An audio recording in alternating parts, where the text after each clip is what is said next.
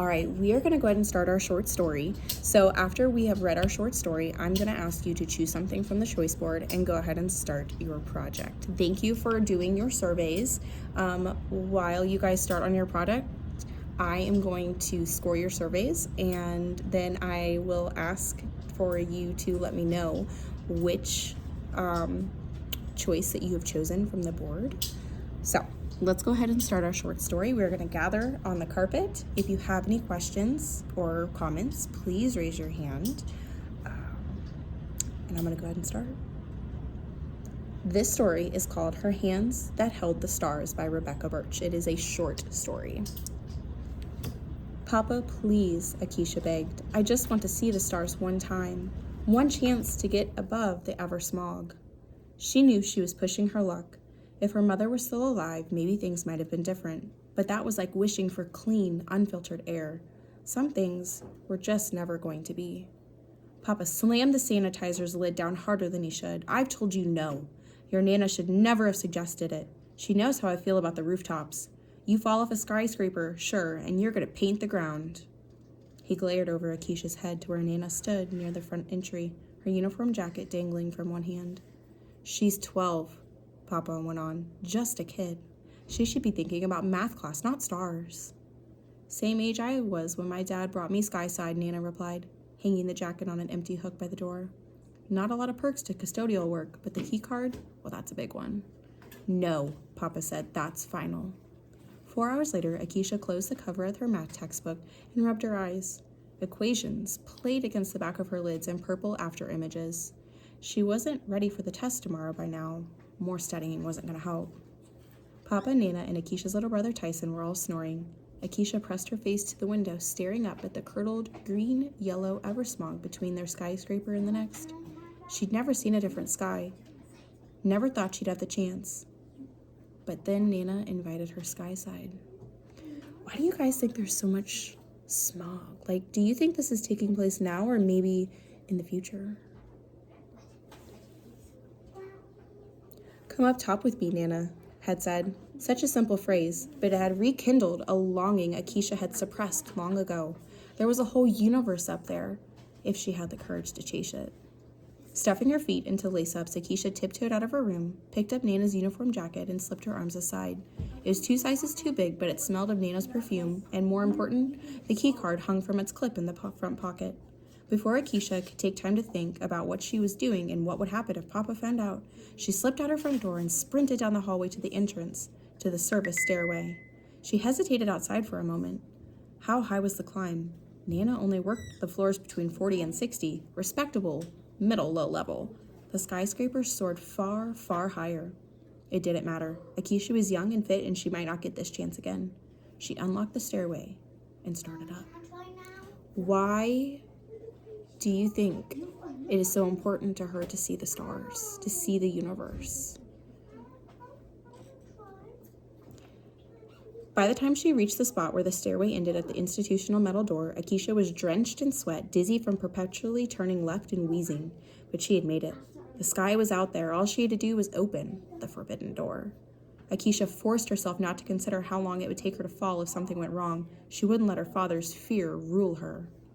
Her hand trembled as she pressed the keycard to the sensor. A soft snick sounded, and the lock released. The door slid open.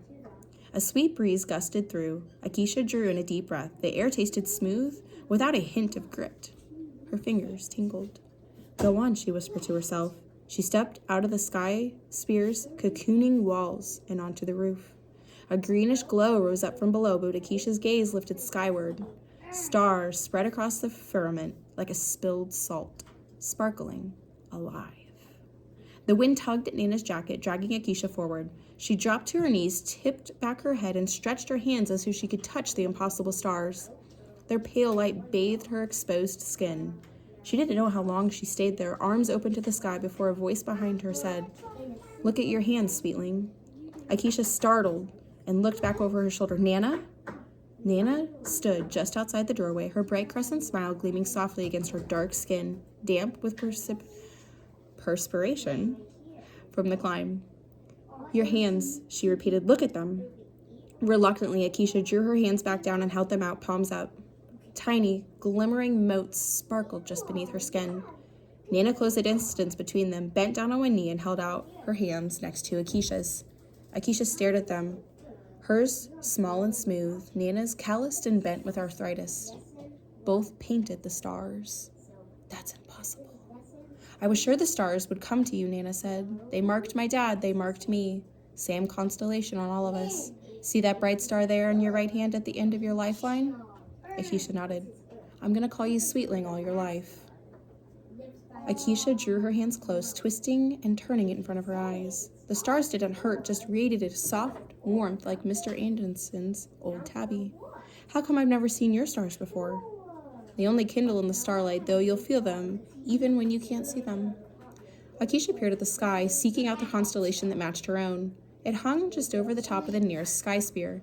The star that matched the end of her lifeline glinted like the spark of a humor that sometimes shone in Nana's eyes. You think you were supposed to go there? Akeisha asked. Humanity can't stay here forever. Sky spheres will only stretch so high and food's already scarce. What do you guys think scarce means? They sat there in silence a little longer before Akeisha spoke again.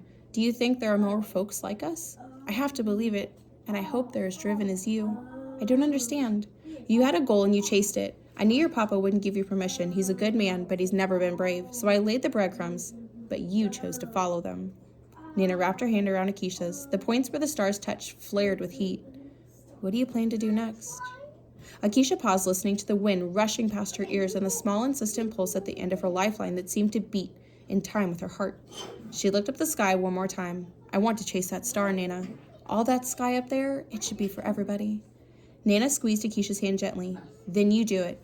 I didn't have the chance, and neither did my dad, but your papa, he's done all he can to be sure you've got opportunities. Akeisha gave a rueful laugh. You're right, and school comes early. I know I'm not going to reach the stars if I don't pass math class. I just don't want to leave all this behind.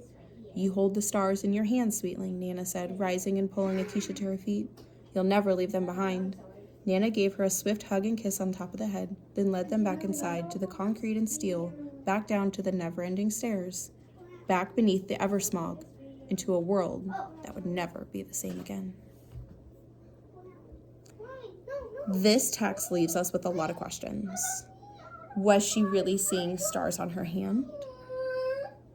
Why is there an Eversmog? Why are they living in a world that is so broken? Lots of questions. Do you guys have any questions? Red James, I need you to stop, please. Can I take a lesson off of Tang Math? No. So, what I'm going to have you do is I'm going to pass out a choice board. You are going to have multiple choices for a project. I will also hand out the short story. I have it printed out. I will hand it out to you guys so you can also reread and go back through. Go ahead and choose something from the choice board. Let me know your choice, and we will go ahead and get on with our project for the day. Thanks.